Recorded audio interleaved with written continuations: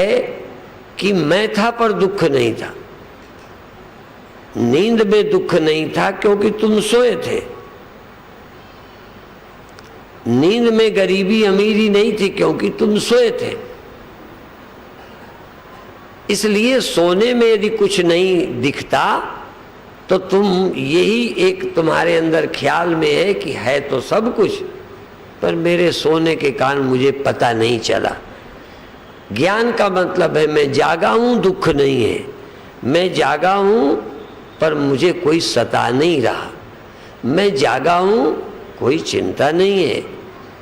यदि जागते हुए चिंता न हो तभी मैं कह सकूंगा चिंताओं से मैं मुक्त हो गया। सो जाने पर चिंता न हो तो आप मुक्त नहीं हुए।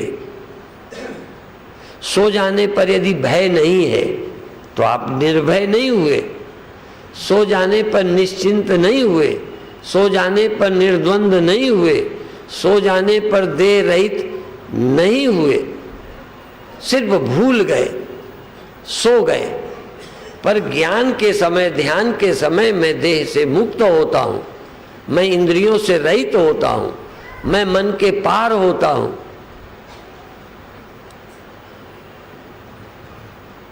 फिर समझाने के लिए मैं तुम्हें कही दूं, देखो ये गांठ है, इसकी 3 अवस्थाएं मानो। समझा तो नहीं पाऊंगा पर फिर भी कोशिश करता हूं। ये जागी, ये समझो जागी है, तब क्या है? गांठ। अभी क्या है? ये गांठ। अब इसको आ गई नींद, तो इसने देखा स्वप्न, तो स्वप्न में क्या देखा? गांठ। ये तो लगाई वाली गांठ है। जागृत में ये जो है ये नेचर से मेरे द्वारा या भगवान के द्वारा या तुम्हारे कर्मों के द्वारा पैदा हुई गांठ है जो अभी दिखा रहा हूं। दूसरी गांठ अभी इसको थोड़ी नींद आई तो ये स्वप्न देखती है। क्या देखी स्वप्न में? गांठ। स्वप्न में भी तुम इस समय जो कुछ हो ये जागृत के हो इसी तरह। अब सोगे तो स्वप्न में क्या होगे? मनुष्य होगे कि गधा? तुम पेड़ होगे कि मनुष्य? तुम अपने को क्या समझोगे स्वप्न में? इतना तो पक्का हो गया होगा कि स्वप्न में तुम अपने को क्या देखते हो। तो जो जागृत में तुम देखते हो वही तुम अपने को स्वप्न में देखते हो। भले ये तुम्हारे लिए सच है, स्वप्न झूठा है, पर जैसे अभी हम हैं ऐसे स्वप्न में भी हम थे। ठीक। अब तीसरी अवस्था हुई नींद, गहरी नींद की 2 अवस्थाएं। गहरी नींद, जब गहरी नींद हुई तो तुम्हें गांठ की खबर नहीं थी, गांठ का स्वप्न नहीं था, ठीक है, लेकिन तुम्हें कुछ पता भी नहीं था। इसलिए सोई हुई गांठ ने कभी ये नहीं माना कि मैं गांठ नहीं हूं। ये तो था कि उतनी देर मुझे गांठ होने की खबर, गांठ होने की मुझे खबर नहीं थी। जाग के माना था तो मैं गांठ ही, पर मुझे होश नहीं रहा। हूं तो मैं आदमी, पर उतनी देर मुझे, माने आदमी होने का ख्याल भूल गया था, पर आदमी होना झूठ है। तुम आदमी नहीं हो ये नहीं समझे। अब यही बात कहना चाहूंगा, जागृत में भी ये गांठ है, स्वप्न में भी ये, नींद में गांठ का पता नहीं है, पर वो ये नहीं कह सकती कि मैं गांठ नहीं हूं। इसीलिए जगकर कभी तुमने नहीं कहा कि हम आदमी नहीं। तो हम पूछेंगे नींद में, नींद में हमें होश नहीं था। होश नहीं था तो मैं आदमी। होश नहीं था तो मैं अमीर ही। होश नहीं था तो मैं गरीब। होश नहीं था तो मैं स्त्री। होश नहीं था तो मैं जवान। तो होश न रहना ये कोई ज्ञान नहीं है। अब इसको एक बात और, जैसे ये स्वप्न में ये गांठ नहीं थी, स्वप्न की थी, तो स्वप्न की तो हटा सकते हो, जरा ध्यान दो, गहराई है। ये गांठ नहीं है, स्वप्न में गांठ का ख्याल है, गांठ का स्वप्न है। यदि स्वप्नों की गांठ हटा दे और उसको यहां ना आने दे, जागृत में आने न दे, स्वप्न की गांठ हटा दे और नींद में न जाने दे, तो क्या होगा? तब होगी वो कपड़ा। दूसरा, स्वप्न की गांठ चली गई, जागृत की गांठ आने नहीं देते। स्वप्न से जग जाओ और देह में ना आओ तो तुम कौन हो? यदि आत्मा को जानना है तो यही मौका है। लेकिन वहां से हटते हो तो यहां, और यहां से हटते हो तो वहां, और दो से छुट्टी तो नींद। इस तीन में घूमते रहते हो। कभी तुम प्योर कपड़ा, प्योर क्लॉथ, जहां न ये गांठ की कल्पना हो, न गांठ का ख्याल हो, न नींद हो, उस समय होगा केवल प्योर कॉन्शियसनेस, शुद्ध चैतन्य। तुम उस समय जानोगे मैं आत्मा हूं। आत्मा होने का अवसर है जब देह को तुम दिमाग से हटाओ। और ये जागृत वाला देह रोज हटाते हो, पर तब तक सौंपने वाला पकड़ लेते हो। यदि देह छोड़ने की अकल तुमको न होती तो नींद में ही न जाते। देह छोड़ करके ही तो नींद में जाते हो। तो देह छोड़ करके नींद में न जाकर होश में रह जाओ, कपड़े में चले जाओ, आत्मा में आ जाओ। देह छोड़ दो, मरने पे नहीं, क्योंकि मरने पर छोड़ दोगे तो समझने की अकल ही न रहेगी। जैसे नींद में तुम नहीं समझ सकते मैं कौन हूं, ऐसे ही मर करके भी तुम नहीं समझ सकते मैं कौन हूं। जिंदा रहते ही समझ सकते हो कि मैं कौन हूं। इसलिए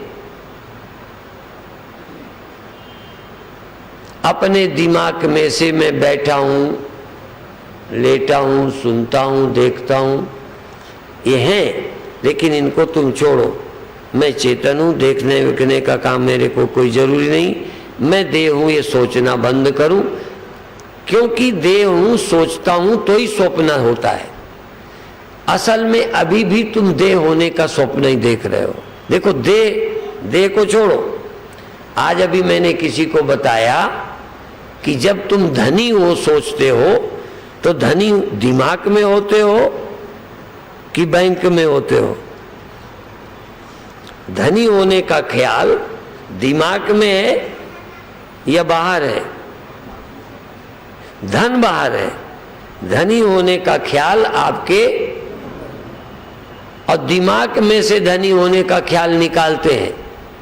तुम्हारा रुपया रखा था, हमने खबर दे दी कि वो तो सब डकैत ले गए, ठीक है?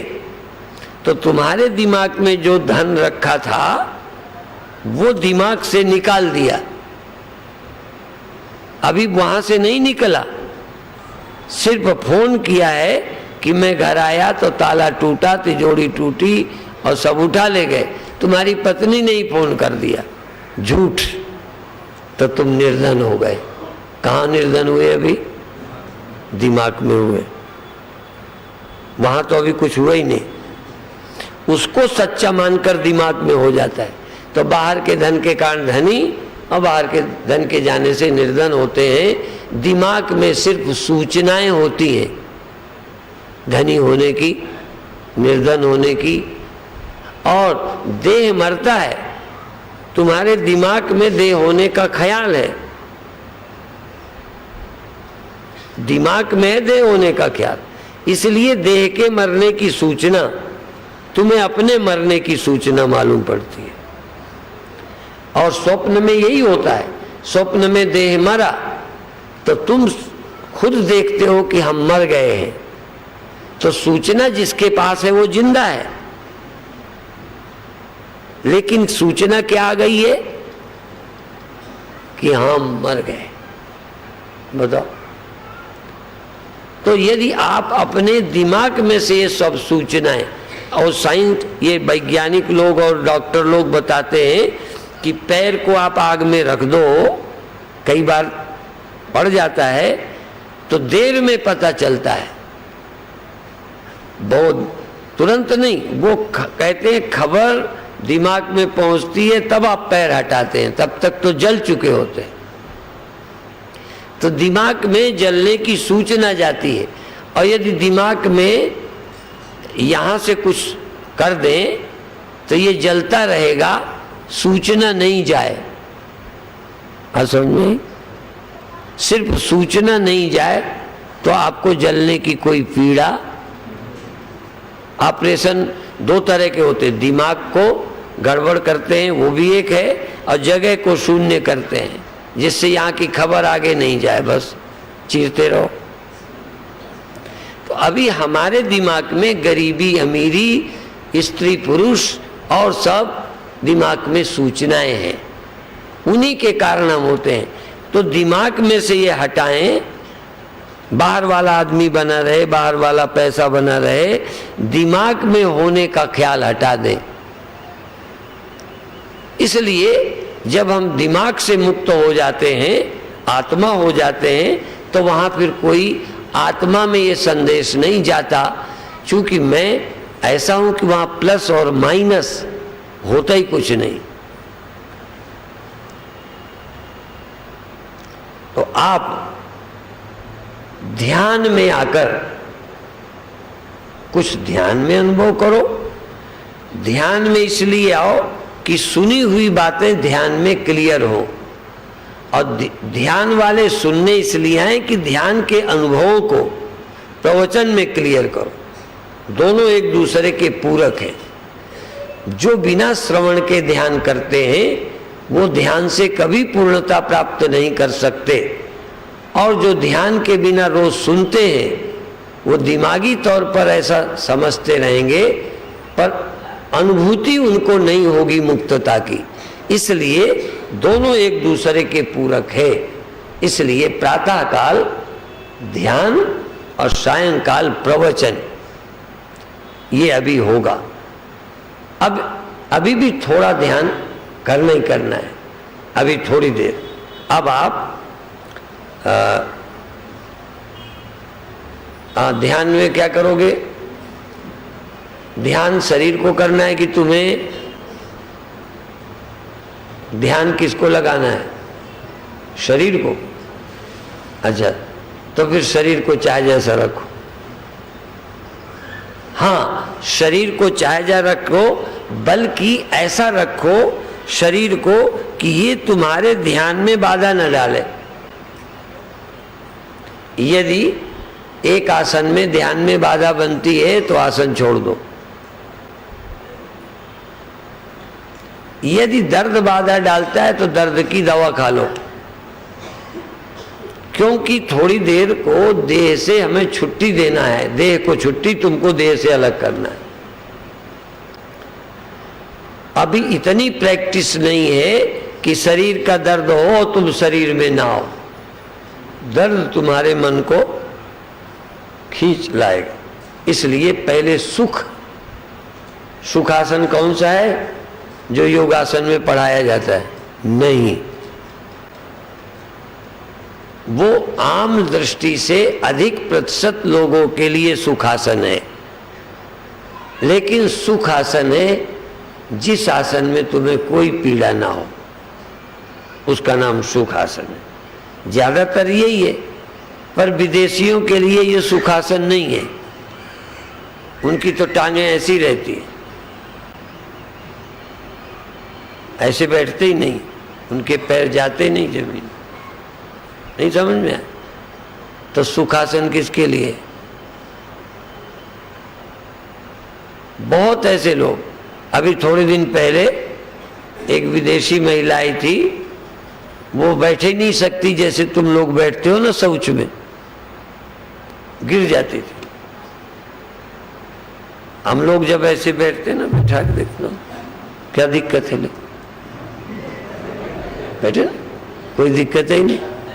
अब हमें इसमें सुखासन है, ये पर वो ऐसे बैठते थे, अब पीछे गिर जाए, ये तो मेरे तकिया आ गई, नहीं मैं गिर ही जाता। बात समझ में? मैं इसलिए कहता हूं कि पढ़ी हुई बातें अपनी जगह हैं, मेरे साथ वो लागू नहीं होती। मेरे साथ लागू होने वाली बात तुम जानोगे और थोड़ा सहयोग गुरु दे सकते हैं। जो लिखा जाता है वो 90% लोगों के लिए लिखा जाता है। 90% लोगों के लिए सुखासन वही है जो योग वाले बताते हैं,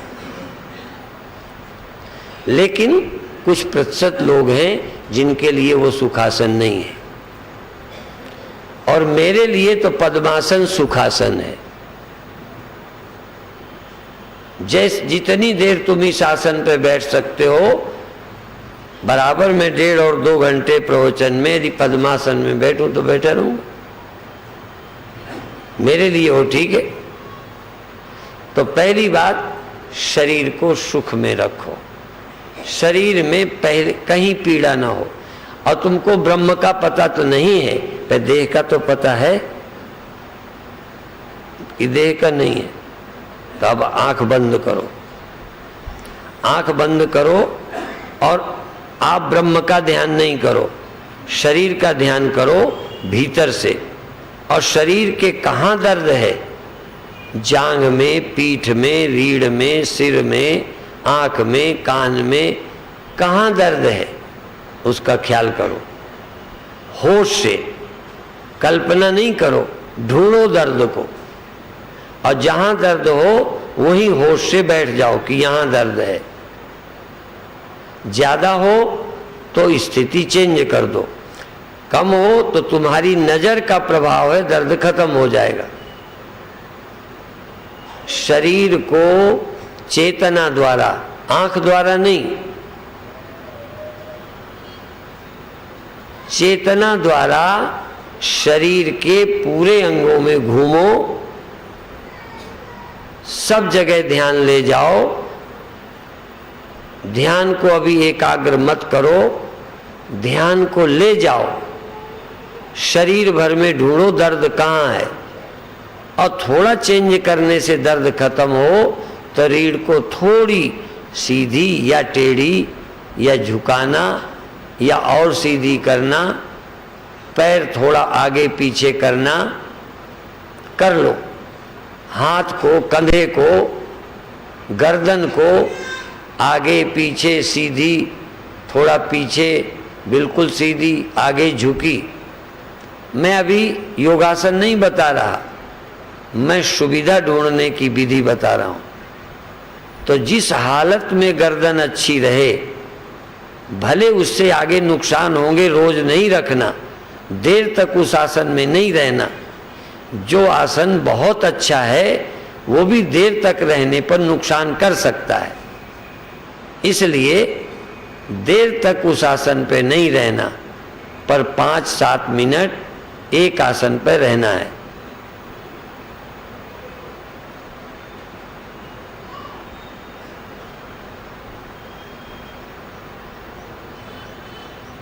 सारे शरीर को यदि दर्द न हो तो जहां का तहां रोक दो, एकदम आदेश दो, स्टॉप, ठहर जाओ, ठहर जाओ। शरीर को कहो स्थिर हो जा, स्थिर हो जा, स्थिर हो जा। आज्ञा दो शरीर को और ये कहो अब शरीर मेरा स्थिर हो गया, स्थिर हो गया। गर्दन रुक गई, सिर रुक गया, आंखें रुक गईं, हाथ पैर रुक गए, शरीर की नस नाड़ियां भी अंदर अंदर रुक गईं। सिर्फ नहीं रुकी श्वास, ध्यान दो, शरीर रुक गया, ठहर गया। शरीर भर में घूमो, कहीं दर्द नहीं है, यदि है तो जहां है वहां ध्यान लगाओ। तुम्हारे ध्यान में वो ताकत है कि दर्द चला जाएगा। एकाग्र हो जाओ, होश में आ जाओ, सजग हो जाओ। जैसे आजकल बिजली से कई रोग ठीक करते हैं। और सबसे बड़ी शक्ति तुम में है। तुम वाइब्रेटर हो, तुम बिजली हो, तुम दवा हो।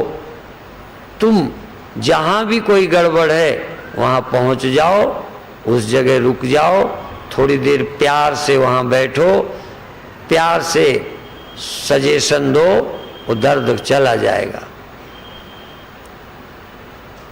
और अब श्वास भर नहीं रुकी, पर उस श्वास को भी प्यार से देखो, प्यार से जानो कि आती है और फिर चली जाती है।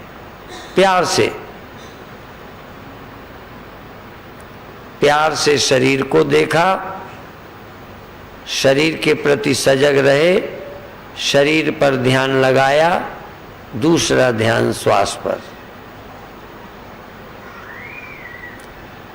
श्वास का ध्यान चेतना से होता है, आंख से नहीं हो सकता, कान से नहीं हो सकता, हाथ से नहीं हो सकता।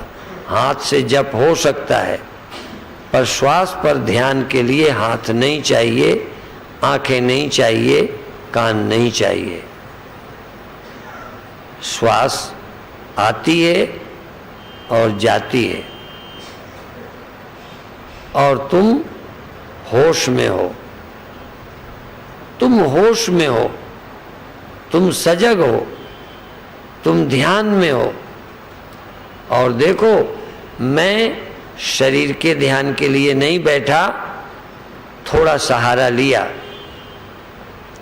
इसी तरह मैं श्वास के ध्यान में भी नहीं बैठा, थोड़ा सहारा लिया। ध्यान मुझे अपना करना है कि मैं हूं,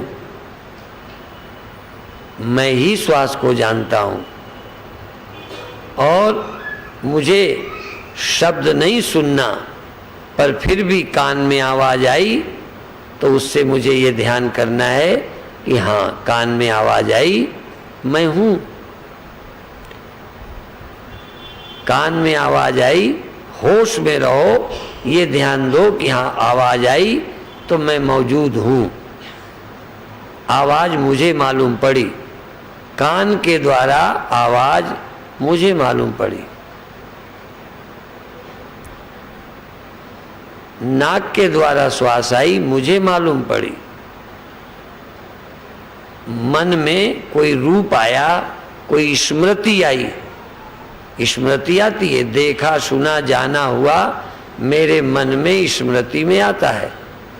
तो मेरे मन में, चित्त में स्मृति आई तो मुझे पता चला। खेत आया, खलिहान आया, दिल्ली आया, बंबई आया, कलकत्ता आया,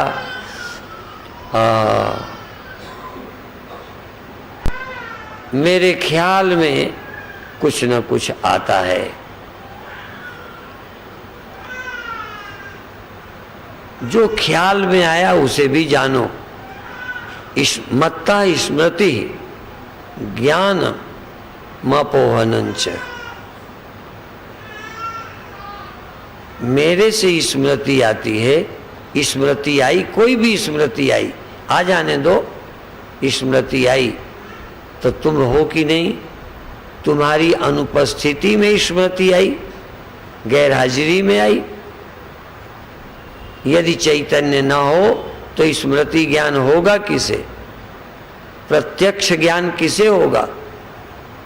और ज्ञान का अवपोहन, विलोपन, चिंतन और अज्ञानता, बेखबरी, ध्यान का न रहना। जैसे ध्यान आया ये भी जानो, और एक सेकंड को ध्यान नहीं रहा। अभी ध्यान आया श्वास का, फिर ध्यान नहीं रहा। तो ध्यान नहीं रहा ये भी तुम्हें पता चले। तुम्हारे बिना कुछ पता चल ही नहीं सकता। सबसे ऊंची बात है कि तुम्हारे अलावा कोई ज्ञाता नहीं। कुछ की ज्ञाता आंख है, पर तुम आंख के भी ज्ञाता हो। कुछ का ज्ञाता कान है, पर तुम उसके भी ज्ञाता हो। कुछ का ज्ञाता मन है, पर तुम उसके भी ज्ञाता हो।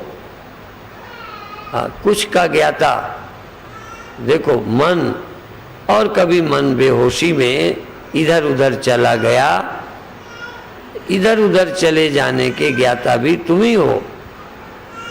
तुम सर्वज्ञ हो, तुम सर्वज्ञ हो, माने सब ज्ञान तुम ही से होते हैं। कोई ऐसा ज्ञान बिना तुम्हारे नहीं हो सकता। और यहाँ तक अज्ञान तक, बेहोशी तक, ध्यान का न रहना, होश का खो जाना, इतनी देर ध्यान नहीं रहा, ये ज्ञान भी तुम्ही को होगा। इसलिए तुम सर्वज्ञ हो। आश्चर्य है, कभी ध्यान दिए ही नहीं तुमने कि सर्वज्ञ तुम ही हो। तुम्हारे सिवा ज्ञान न शब्द का, न रूप का, न रस का, न गंध का, न क्रिया का, न जागृत का, न स्वप्न का, न निद्रा का, न सावधानी का, न असावधानी का। यहाँ तक सावधानी थी तो तुमको पता चल गया, और जिस सेकंड में सावधानी खोई ये भी तुमको पता चला कि इतनी देर ध्यान नहीं रहा, सावधानी नहीं रही। तो तुम कौन हो? जो सदा चैतन्य हो, तुम सदा शिव हो, तुम सर्व साक्षी हो, सर्वदृष्टा हो, सर्वज्ञ हो, सर्वज्ञ। और तुम्हारे चैतन्यता के बिना कोई एक बात बताओ, मैं बाद में पूछूंगा कि तुम नहीं थे और क्या हो गया। तुम्हारी गैर हाजिरी में कल्पना हुई क्या? तुम्हारी गैर हाजिरी में मन में कुछ हुआ क्या?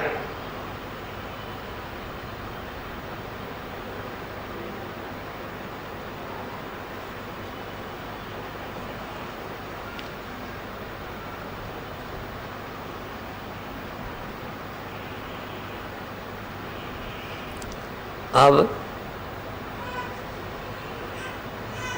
धीरज से, सहज भाव से ध्यान छोड़ें। अर्थात चैतन्य तुम रहो, सुनना शुरू रखो, देखना चालू रखो, हाथ हटा दो, पर हाथ हटाओ तो तुम चेतन रहकर, आँख खोलो तो तुम चेतन रहकर, सुनो तो चेतन रहकर, श्वास लो तो चेतन रहकर, पैर बदलो तो होश से।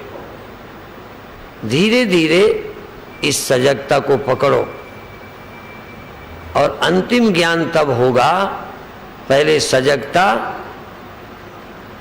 चैतन्यता, फिर अंतिम ज्ञान क्या है?